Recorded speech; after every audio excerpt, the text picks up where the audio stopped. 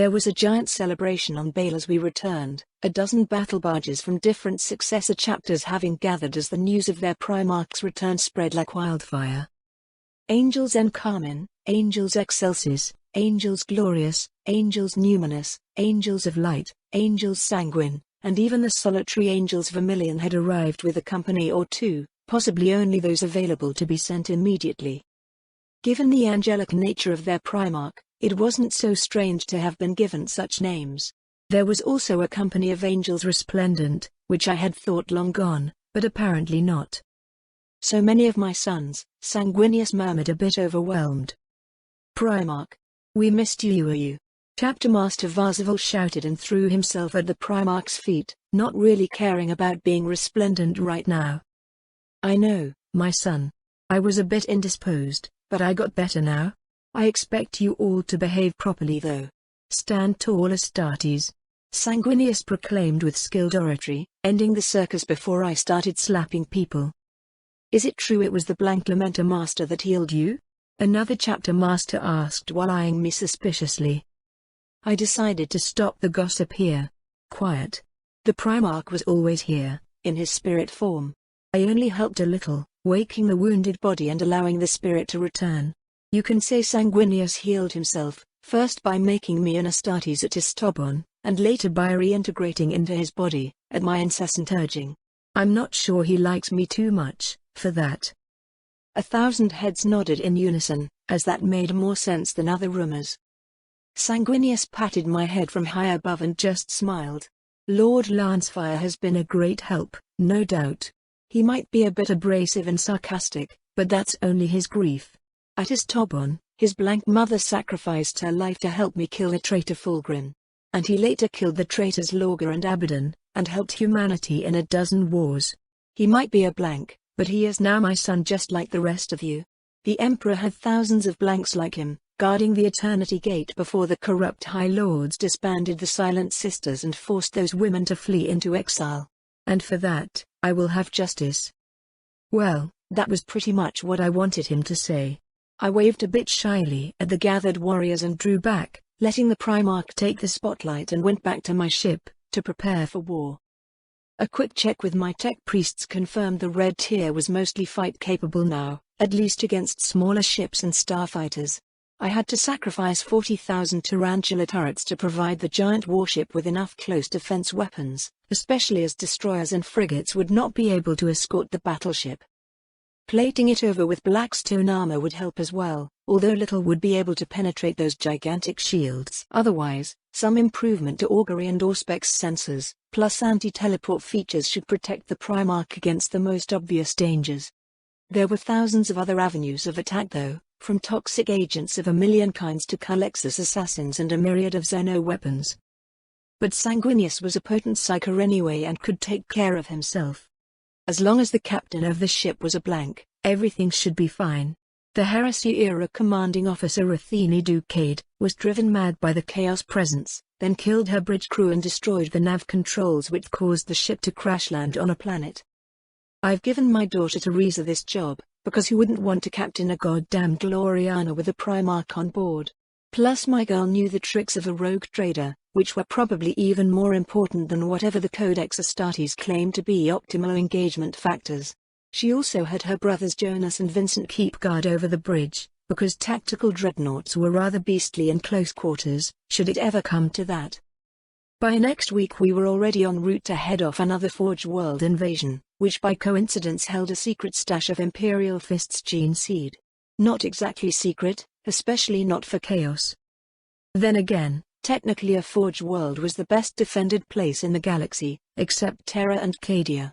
But with warp fuckery, most defenses did prove rather penetrable, and even Terra had a fair share of invasions. Lady Inquisitor Hybron had stepped off at Bale, after confirming the kid inside her was indeed a blank girl, and promised to visit me again, one sunny day. She was 300 years younger too, which possibly made her a tiny bit more horny than a regular Inquisitor crone. I blamed her transformation on Sanguinius, and pointed at Velena's proof, and it kinda held up a little. I mean, few people regrew eyes and arms, even in this magic universe. Reverting age was far more common, and quite possible for potent psychers with biokinetic powers.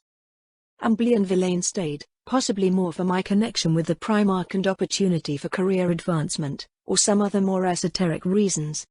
It was a pleasant trip anyway, and I believe 100 blank babies were created this year, merely by the miracle of my genetic awakening. As for the new blank powers, well, they still sucked. I was able to hide in shadows a little better, perhaps deepen the shadow a little too. Things that the Silent Sisters learned as little girls. Yeah, I felt the same way too. Anyways, the fun part should begin right about now. War never changes. The warriors and weapons might be different. You may ride on a horseback or on an 8-kilometer-long battle barge able to melt a continent to slag, but once you get there, you still had to put on your armor, grab your weapons and kill your enemy. And, also try to avoid dying too soon. Which is why cheating and luck play such a big part in historical battles. A dozen Black Templar destroyers managed to arrive before us, landed their Astartes company and some auxiliary forces, and suicidally charged at the Chaos Traitors, delaying them just enough. I mean the Iron Warriors, not led by Perturabo unfortunately for me, had brought millions of cultists and traitor guardsmen, plus heavy tanks, demon engines and fucking Chaos Titans. You don't charge at something like that, unless you have superior numbers or some kind of hidden ace. But, by the time the Chaos Marines breached the Gene Seed vaults, it was too late. Everything supposed to be there was gone, and instead 100 Guardians opened fire and liquidated the first rushing cretins. More and more armored traitors poured in, until our walkers were finally destroyed. They did amazingly well though, for their small comparative cost. The Tech Marine found himself on the teleportarium pad, blinking in disbelief at his unlikely rescue. You scored 19 kills and 6 wounded. Do better next time. I sent him via the manifold circuit while the drop cruisers began their drop run, landing tarantula turrets to contain the invasion and protect our heavy landers. I think a desperate voice yelled a pathetic no. From inside the vault. Most likely the Iron Warrior's Warmaster. At the Adamantium gates, the Legio Mortis Imperator Titan DSRA, fallen to chaos a dozen millennia ago, was knocking rather insistently, trying to get in. And when a Titan knocks, the planet itself feels it. The Forge world had provided a couple of Legio_Ignatum Warlord Titans to defend this sector, but they didn't stand much of a chance against an Imperator class. It was time for a Deus Ex Machina intervention, in this case literally. My own Titan Legion was named Deus Ex Machina, for those right moments when stars aligned and everything went right. My wife Day had always wanted to pilot an Imperator Titan, so I got her one as a wedding present.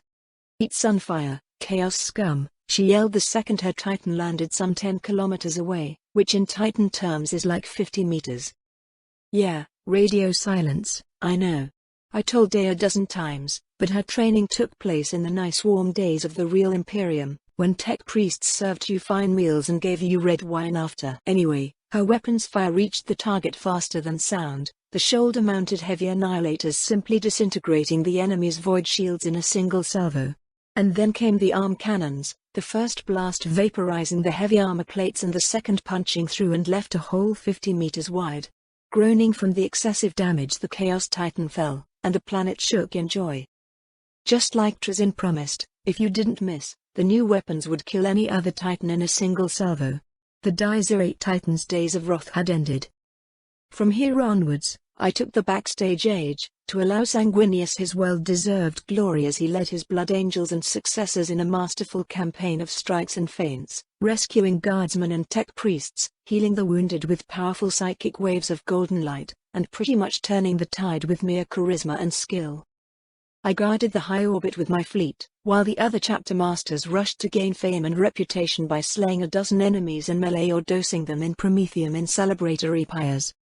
Sitting beside me, Inquisitive Elaine glanced at me and then back at the holoscreen. "What did you do, exactly?" she wondered while holding her silver cube and deftly tuning Necron engrams for better resolution.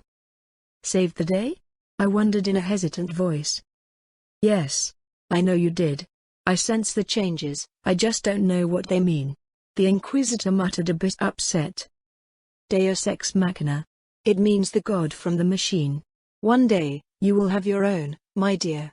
But until then, it is a tiny secret I need to keep, I said in a wry voice, which earned me a glare. If you want to reach Terra before Primarch Guilliman, we have to leave right now, Verlaine explained, abandoning the previous quest. Oh? That's not my destination at all, Inquisitor. Hive Fleet Leviathan has begun attacking the Imperium from the south and below. It's 1,000 times larger than Hive Fleet Behemoth. The smaller tendrils are the size of Behemoth, I said cheerfully. But, Terra? She asked in confusion. Sanguinius will go and do his job. He is good at politics and ruling. While me, I have already my duty, defend humanity, I said in a naive voice. A flash of disappointment crossed the Inquisitor's face, but I was busy with the space battle and ignored it. At this exact moment the rest of the Black Templars arrived, just in time to catch the ending of the play. The fleeing Chaos ships crashed into a hail of previously invisible metal asteroids and space Hulk fragments, and had to battle a small army of orcs and Tyranids that invaded their corrupted ships, while my fleet and the Black Templars massacred the immobilized Chaos hulls. Well, it took some work. Ranged fire only, brothers. It's not like we need to salvage these corrupted hulls, I demanded as the idiots were preparing to board and engage in glorious melee. Not again. It's the weird lamenter. I could hear some Templars complain over the Vox. I sent them alive grogs, right onto their bridge to make my point. It could have been a dozen Chaos Terminators or an atomic warhead, all the same. Grogs are like pigs, but larger and smellier when alive and also taste much better when grilled. I still missed pork chop, but that species was long extinct, along with most species from Terra. And keep Vox silence while there are enemies who can board your ships, by riding the Vox beams right back onto your bridge, I ordered while sending an FTR transmit with deployment vectors to their command battle barge. Only their Marshal Helbrecht had an FTR transceiver installed on his flagship, but it will do for now, until he used his ship to ram something for another glorious boarding action. The Black Templars were a bit retarded, but I would take them all, in exchange for smart Dark Angels too likely to backstab you and his own brothers on a mere whim or vision. Luckily for everyone, the Dark Angels and their successors were now battling orcs, at Pasthina and Armageddon and a dozen other places. They could purge orcs for the next millennium for all I cared. A dozen Nova shells struck the last remaining Chaos battleship, breaking it into 100 small burning fragments and exterminating all life aboard, including the cultists, the orcs, the Tyrannid gaunts and a million materialized demons. It was the epitome of stupidity to board such a ship for absolutely no gain, but brains were never the strong forte of the Templars. Fortunately, there was a Forge World right here to replenish my munitions and provide the various Astartes forces with equipment for their auxiliary forces, because I was getting tired of paying for that from my own large pockets. Soon enough, I landed at the Fabricator's Spire to conclude the deal, and castigated the Archmagos for his poor protection of the gene seed stock. It wasn't ill intent, just the normal lack of common sense of the Mechanicus. In fact, Titan Legio Ignatus was so trusted they had Titans guarding the Eternity Gate on Terra itself. Pretty much rock solid on that front. Here, 100 STC fragments I have recovered during my travels and Space Hulk's cleansing. They may need a bit of work to repair and make use of, but Hydra Caudatus surely has millions of archaeotechnologists and Technicus Magi. I offered after the Fabricator slumped like a castigated child. The man took the data slate and gingerly scanned the contents, all while spouting praise to Omnissiah and gushing machine oil all over his quarters. Nothing I haven't seen before, but perhaps too exaggerated. Bastion force fields, anti-gravity tanks, so many lost discoveries. Even a small warpless engine. This engine might fit onto Astartes strike cruisers too, like those 30 such ships in orbit right now. The Fabricator exclaimed in a real machine joy, and hugged my armor in exulted friendship. The Primarch has recovered the gene seed and has it on board his red tier now, until your forge can prepare a secure location for it. Like a deep underground shaft, lined with blackstone and Geller fields. And then guarded by a million Skitarian battle automata. You can't expect a single Imperial Guard regiment to protect such a valuable target, Fabricator. What were you thinking? I accused loudly and poked his head with a singer finger. I understand, Lord Lancefire. I will do my best to make sure the gene seed of Dawn is kept safe. Primarch Sanguinius was more delicate, but he also said much the same. The tech priest grumbled and tried to offer me wine. I don't need wine, Margus. Nova shells, torpedoes and replacements for my losses. You heard about the new Tyrannid Hive fleet? I asked in a gentler voice. Some news, yes. Mostly panicked reports from 1,000 Imperial star systems, that went silent soon after, he said while powering up the galactic map to pinpoint the red dots of known enemy presence. Pretty much what I expected. But I also knew some of the future. I'll head to Griffon_4 then. That forge world must not fall, so I'll need everything you can offer for deep space battle and exterminatus options. Vortex warheads for the big hive ships and atmospheric incinerators for infested worlds. As for my Astartes brothers, the Ragnarok tanks seem quite easy to manufacture. In fact, there are factories on Krieg that mass-produce them in the thousands. I proposed while I examined his trade list. Some good things too, especially the plasma guns. Yes. But to provide them with blackstone armor won't be that easy. Unless you have knowledge of a mining world nearby? The fabricator asked sneakily. I nodded and poked at Sangu_Terror. Here, but you will need to construct plenty of defenses and a planetary Geller field. Too close to the Eye of Terror for the great enemy not to notice. I also have a megaton of blackstone aboard my vessels, which is a gift. And that space hulk that arrived here seems to contain a gigaton of free metal. Quite lucky for it to have emerged right on time, to block that Chaos battleship from escaping. The bionic eyes blinked twice at me, as he switched the map to his star system and examined the debris with long-range auguries. There are 1,000 new asteroids too. Some contain titanium and iridium, even platinum. The space hulk will need to be towed and processed in our orbital smelters, reforging the adamantium and plasteel. By the might of the Omnissiah. This week has been only a miracle after another, from the return of Sanguinius, to saving the gene seed stock, discovering STC patterns and now abundant metal for my forge. I turned to stare into his optical sensors. The Emperor knows you try your best, Fabricator. Your Legio Titans guard his golden throne, and I am his son. Well, grandson technically. The big-winged guy is his son. I see. Hard service is sometimes rewarded, with even more work. But my forge never backed away from work. As for the new Deus Ex Machina Demi Legion, you seem to have made good friends with the machine forge in the Eastern Fringe. Not that I ever seen this type of Imperator-class Titan before. Another lost pattern? The Margus wondered with no ulterior purpose. I wouldn't know about Titans. They are attached to my fleet, but autonomous under their tech priests and princeps. House Lancefire has knights though, and for a small price I'm willing to share our STC patterns. Even the secrets of the Lamentor's Leviathan dreadnoughts. I offered with a giant smile. By the next month, while repairs and supplies exchanged places, a new deal had been made.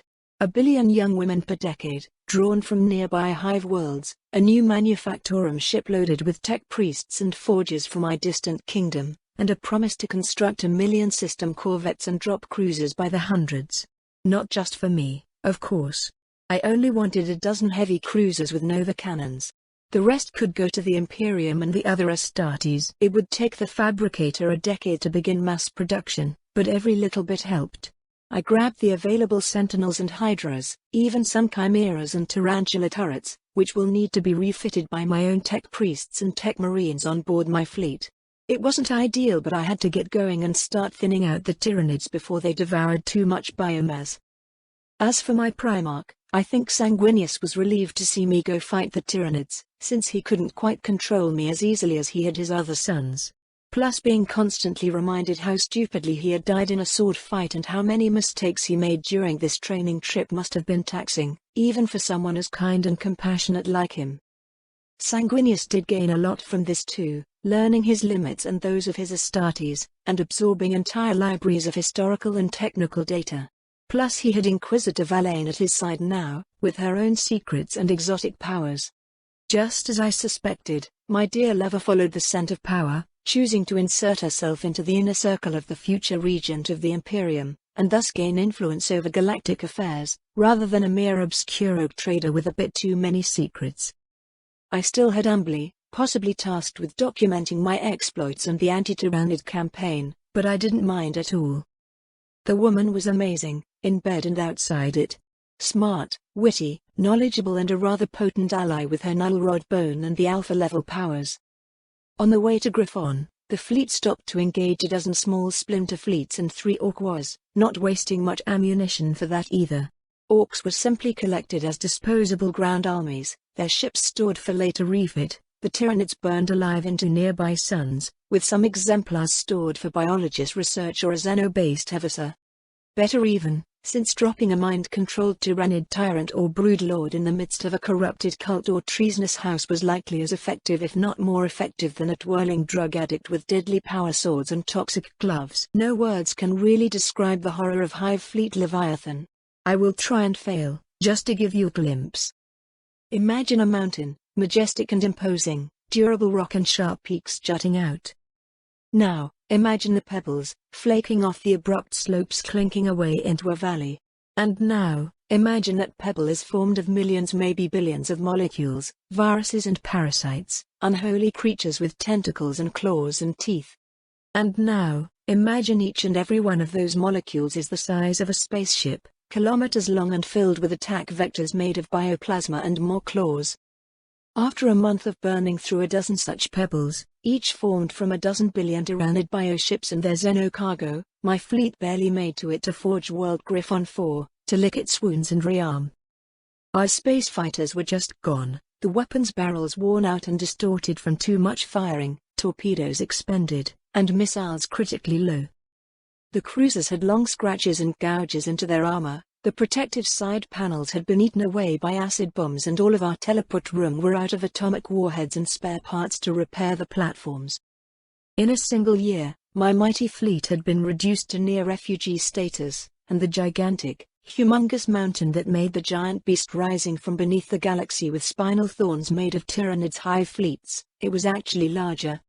Devouring thousands of worlds, Imperial, Orc and Eldar and dozens of other Xenos.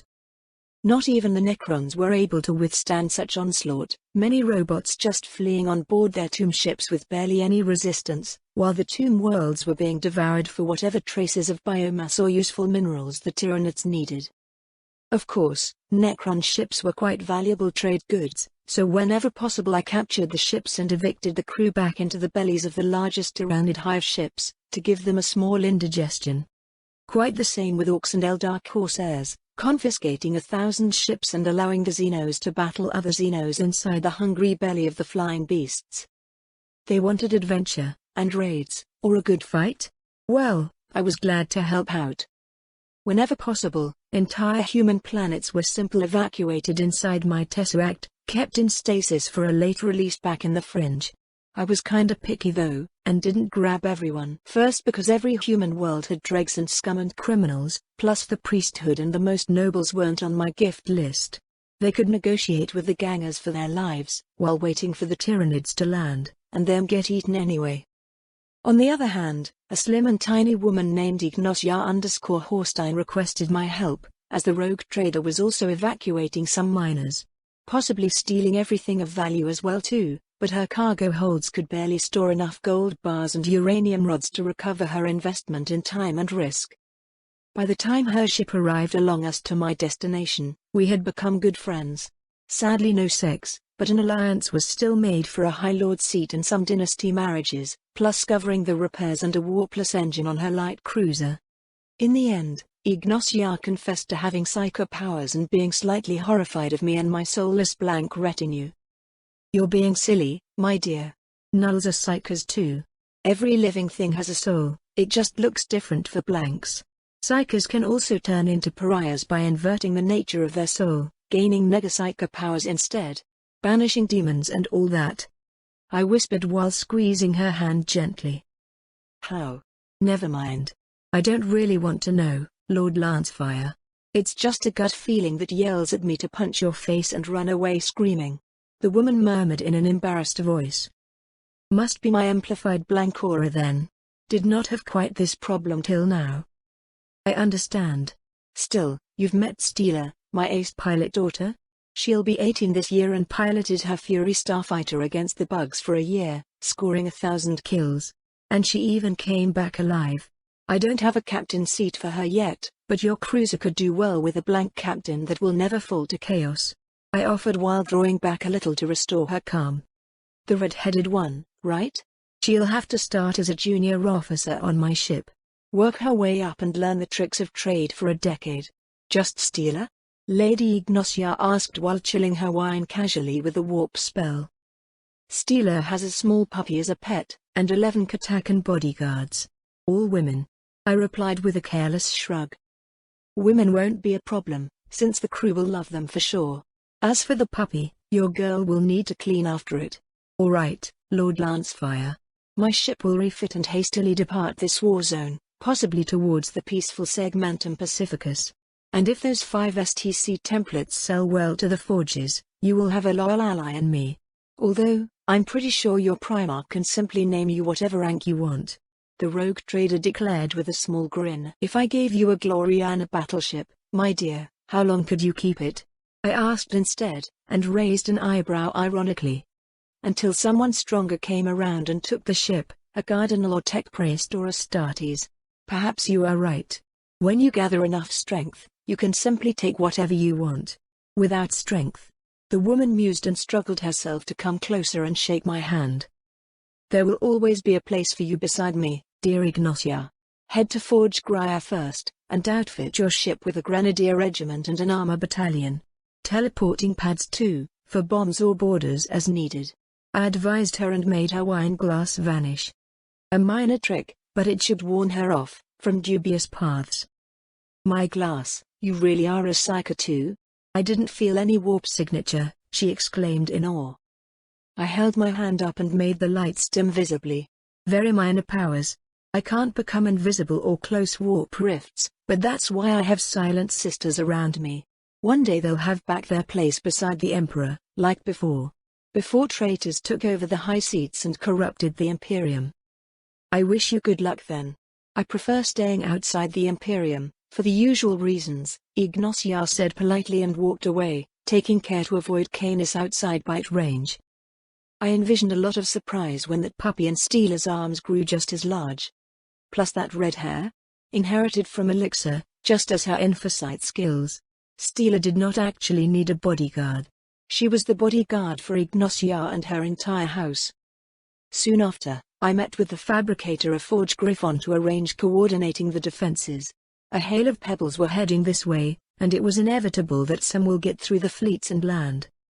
My armor and walkers were deposited at key locations, and fortifications were started for the infantry, while in orbit a giant network of asteroid forts and weapons batteries were being assembled in a titanic effort. Nova cannons and shells became the main priority for production, then the new Ragnarok tanks in various configurations, from Conqueror and Exterminator variants, to AAA platforms. I mostly stayed in the system to help with procuring asteroids and Space Hulk fragments, while the cruisers ranged back and forth to bombard the approaching tendril with gigantic barrages of Nova cannon bombardment and laying down Nova minefields. Troops and reinforcements poured in from all over the sector, refugees as well, who were gladly accepted as workforce and troops. Forge Griffon tripled its population and production during a couple of frantic years, while millions of new Skitarii and thousands of battle automata were converted from the more undesirable elements. And just as the shadow in the warp started covering the system, a reality cage sprang out around the planet, preventing the usual mass panic and rebellions associated with the influence of the hive mind. After this, the tendril split up to avoid the minefields and devour the outer barren planets, which somehow had sprouted millions of orcs, out of nowhere. The landing spores were not intercepted, and billions of critters emerged to devour the orcs, who were a bit confused but glad to fight anyone on principle. Only they never finished eating, as somebody launched Exterminatus on those worlds, destroying half of the Hive fleet's feeder elements, in 30 separate events on different moons and planets. Nova cannons finished off the low-orbiting bioships, vaporizing thousands of them with each shot, and wounding even more of these gigantic critters, whom were forced to crash-land into seas of flame and boiling lava. Then lastly, just as a vortex torpedo struck the humongous Hive ship and broke it in two, everything got worse. Because, it can always get worse.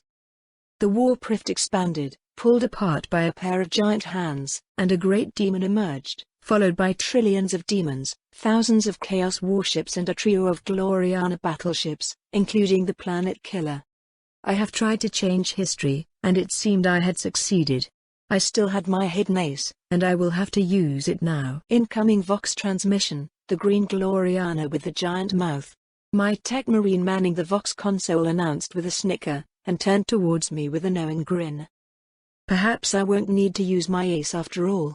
A perfectly reasonable explanation just presented itself, since Mortarion was brand new to the amazing reality brought by my presence in the galaxy.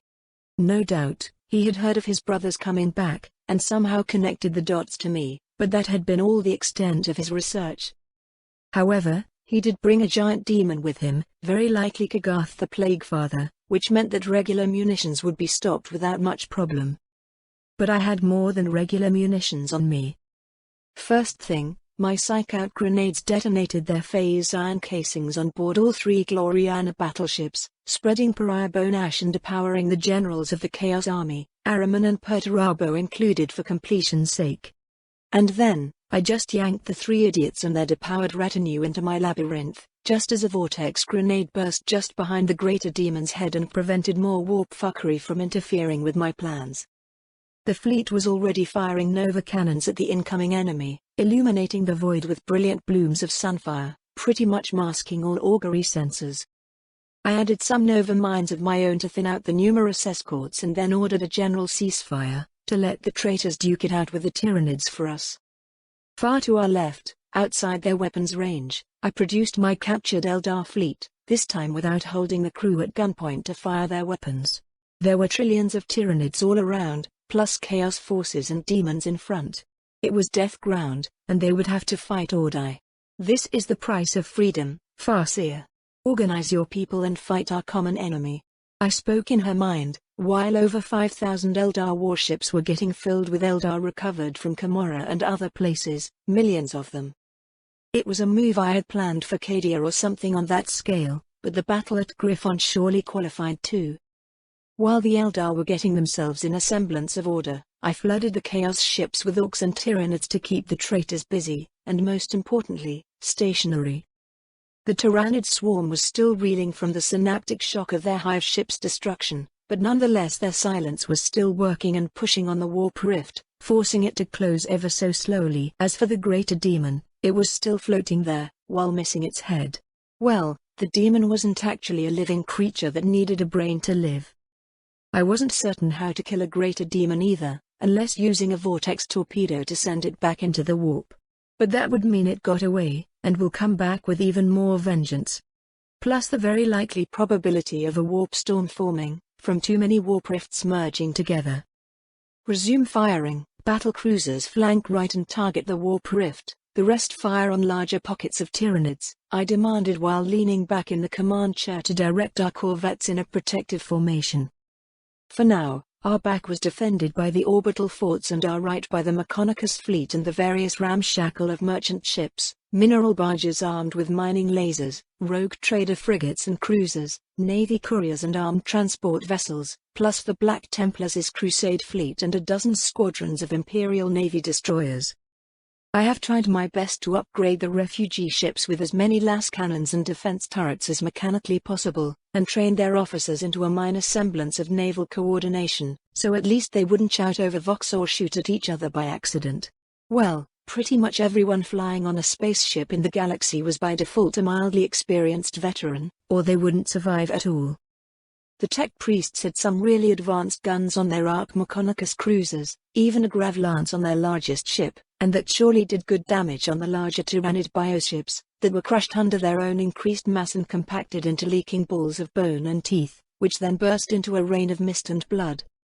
If we had 1,000 ships like that, I could take on hive fleets with little care, but alas, a single ship did not a miracle make. Or at least not that ship. On a whim, I sent 100 Orc rocks right at the warp rift, and urged that mind-controlled warboss to massacre the demons on the other side. And then I added a dozen Tyranid ships and sent them towards the rift to follow, at a decent distance away.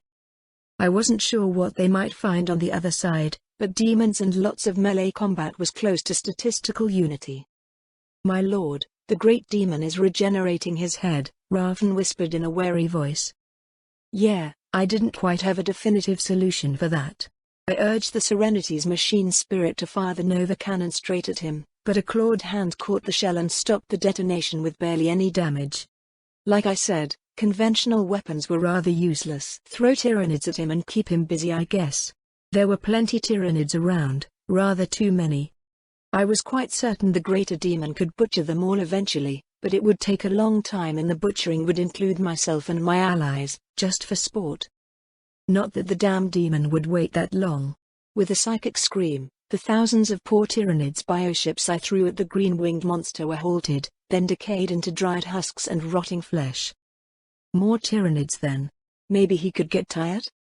I piled up millions upon millions of Tyranids next to him, and even added some Dark Eldar Pain engines for a combined assault, which only seemed to amuse the big demon, as he ripped them to shreds of distorted organs and metal limbs. Fucking sakes, greater demons were truly bullshit. Oh well, I could only keep going and wait for the warp rift to close.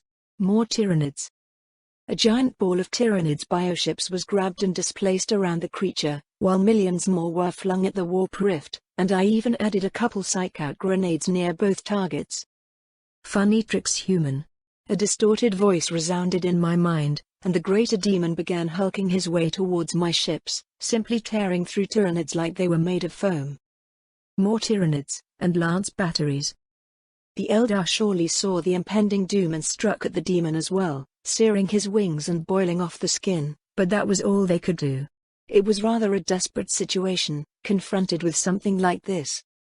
So I stood up and mounted my helmet, then loaded the storm bolter on my shoulder with a phase iron magazine. I would have to deal with the demon myself. Lord Pef. Are you really? Amberly asked, a bit confused, as I turned my visor towards her. You're coming too, Inquisitor. Your pretty ass might get flat, if you only sit and don't stretch your legs a little. I commented wryly, making the bridge crew snicker until an inquisitorial glare silenced the room. So you think my ass is pretty, my lord? Lady Vale wondered while standing up and examining her behind in a teasing move. She couldn't see my face as I grinned under the visor. This will hurt later, but it had been worthy. Raven gestured a thumb up for my manliness, and my daughter Pauline at the engine console slapped her forehead dramatically. Yes, the mood had become cheerful again, which was rather the point. Helmet on, Inquisitor. Harsh vacuum and chaos plagues might damage your gorgeous face, and we wouldn't want that. I retorted with a small snort, as the thermal autosensors noted a slight increase in temperature around her cheeks. Compliments work as well as any miracle. Then I gathered a dozen silent sisters with strong inner auras and stepped out, right as the green Hulk beast arrived in front of the battle barge. Amberly pointed her staff and did something warpy that slowed the chaos demon, and Sister Letitia slashed at a flailing tentacle, turning it into dreams again. I'm going to drain the marrow from your bones. The creature proposed amicably, and immediately tried some warp spell that splashed over the combined null shields like a green vapor. It was going to be a stupid melee fight after all, but that didn't mean I lacked protection. I also kinda liked my bones as they were. A trillion cretins dreamed you into existence, demon. But you have come to the right place, to die. I replied in a casual voice, and took out a certain lance and just stabbed him into the gory stomach. The demon lance weapon extended to impale its enemy, and drain its essence. With a slurping sound, the lance began sucking his marrow into itself, while chaos runes lit up along the elongated shaft of the lance, making it be covered in warp fire and red energy. It must have looked fabulous from the distance. In a minute, the greater demon was gone, and the lance retracted by itself to digest the meal. It also practically purred in my hand, seeming quite energized by this event. We wanted more, a lot more. A trillion souls to feed our hunger. Lancefire. What is that thing? Amberly yelled at me, shaking me awake. Damn it. Almost got me, sneaky lance. The demon weapon vanished back into its nexus slot, kept separate from anything else inside a kilometer-thick blackstone tomb. I took out the Necron wand and cleaned everyone like a traffic security agent in a spaceport, before returning them at their posts. When only Amberly was left, I touched our helmets in a clumsy embrace. That, my dear, is a dangerous weapon that only a lancefire can use. It was once held by the Emperor himself. I explained in a serious tone, and not even lying. Made it sound as something else, but even if she asked the Emperor one day, it would still be true. The Emperor did hold Draconian once, while extracting it from his stomach. Anyways, I had my true lancefire now and the weapon test was complete. A minute later, I returned in my command chair, to check on my loot and continue my current mission, the defense of Forge Griffon. I was only interested in the Planet_Killer battleship modified by Abaddon with that giant Dark Age of technology beam cannon, which was exactly the kind of weaponry humanity needed to defend itself. This type of cannon could be probably constructed by most forges once an STC pattern was provided, and even a single barrel beam instead of 8 would transform a light cruiser into a potent battle cruiser when talking about sheer firepower. Of course, Trizin wasn't the sort to work for free, but perhaps I could trade Araman for that. The guy should be historical enough for a museum piece. So I checked the Tesseract, opening the Sorcerer's Armor 4, and he was not inside. Damn Future Reader had vanished, and left me a damn Rubric Marine in his place. I immediately began scanning the Chaos Fleet once more, then the whole star system, even checking Eldar ships and my own. Absolutely nothing. I think Harriman escaped, somehow, I muttered in slight disappointment. Amberly glanced at me curious, then back at the holoscreen. The sorcerer? I doubt he was that important. She answered in a casual voice. Perhaps, perhaps not. The traitor librarian was only second to Magnus in psychic powers, and Magnus was only second to the Emperor. Someone like that could cause a lot of damage, even to people or places considered protected by blank auras. All psychers were inherently dangerous anyways, but alpha-level psychers were orders of magnitude more capable. Add to that a Space Marine's enhanced mind, and a dozen millennia of experience with warp spells, Araman could prove a thorn in my side. A problem for another time anyways. I had Mortarion and Perturabo locked into blackstone cells inside the bad labyrinth, still covered in phase iron dust and pariah ash. Line the walls with Tyrannid bioships and their silence, and they shouldn't cause much problems for a while. Killing them would require the cursed weapon, or they'll just reform back into the warp and return for blood. My blood. Meanwhile, the Orcs had managed to gain some control over the Chaos battleships and started firing their weapons in all directions, so I urged their war boss to concentrate on the Tyrannids. I even helped with that, sacrificing a couple of Tyrannid Narvals to tractor the battleships towards the main hive splinter, and getting the critters blasted to bits by Orcs and eaten by the other Tyrannids who didn't quite tolerate traitors to the race.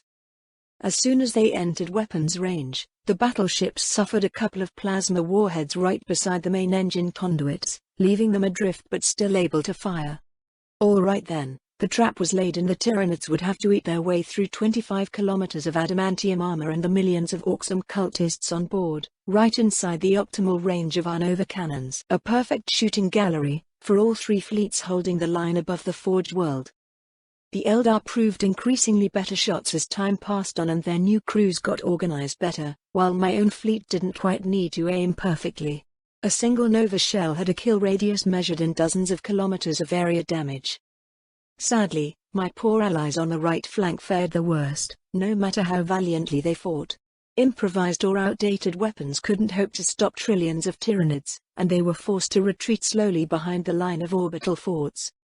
The Eldar sped away on the left, trying to maintain a safe range to engage their enemy. I still had Orc rocks to throw as bait, and I did, while rapidly cycling through the Tesseract to grab bioships and deposit them into the sun. With such a convenient disposal method, I was certain to win in the end, unless I got too tired or the numbers overwhelmed me. Bring me a liter of recaf, I asked without turning, focused on the battle and safeguarding my ships and my allies. At least the Chaos and the Orc forces proved a great distraction, allowing us to destroy billions upon billions of bugs with near impunity.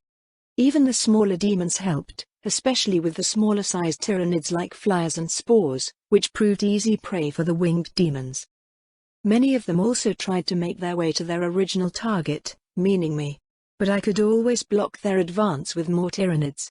There were always more Tyranids. However, by the next day I was falling asleep in my chair and more Tyranids got through, even managing to land on the Forged World and engage the defenders with billions of creatures, pushing through despite my best cheating tactics. There were just too many, coming from every angle, from every side. So I started releasing Dark Eldar ships manned by more orcs, even sacrificing 24 priceless battleships for this task. The dark light lances of those ships were even more powerful than Eldar beams, plus whatever improvisations the orcs tried, which rarely resulted in more Daka, but instead catastrophic failures and even an engine detonation that shattered a nearby moon and killed billions of Tyranids with shrapnel the size of battleships. Finding myself at the limit, I also released some Necron ships right in the middle of the swarm, masking their appearance with a firework display of Nova mines. These be the besties guns in the galaxy. Let's loot the biggest teeth from the teeth bugs. Look how many teeth we can grab. Wah! The next war boss proclaimed all over the system as Gauss beams, and soon hundreds of more exotic weapons demolished the Tyranid advance. I saw a Necron scythe ship blur and rush straight at the largest tendril, somehow mincing its way through a trillion Tyranids before exploding in a green force wave, ending the mental connection with that orc boss. Fall back behind the forts, I demanded with my last effort at staying conscious. Then I fell asleep, and found myself in a flame-lit cave. Beside me, a sleeping beast opened a red eye to watch me in hunger. Weak mortal. Even with all those tricks of yours, you still failed. Use me if you want to live. The beast claimed in an enticing tone. Yes, we could rip that hive fleet to shreds, just let go. Become the Lancefire. I held my hand out, and the beast morphed into a burning lance, lit up with distorted runes that seemed alive. A rush of energy coursed through me, filling my mind with dreams of glory and conquest. No. I had absolutely no need for glory. Glory was dangerous. As for conquest, I squeezed my hand tight and made the weapon cry in pain while a black shadow gathered around me. You will learn your place, demon. You now serve me, or else, I shouted in a silent voice, while my black aura crushed the beast and made it bleed and scream in agony. Damn demon weapon will learn to obey, or it will die. After all, I was the main hero of my story, and it was just a myth from superstitious humans.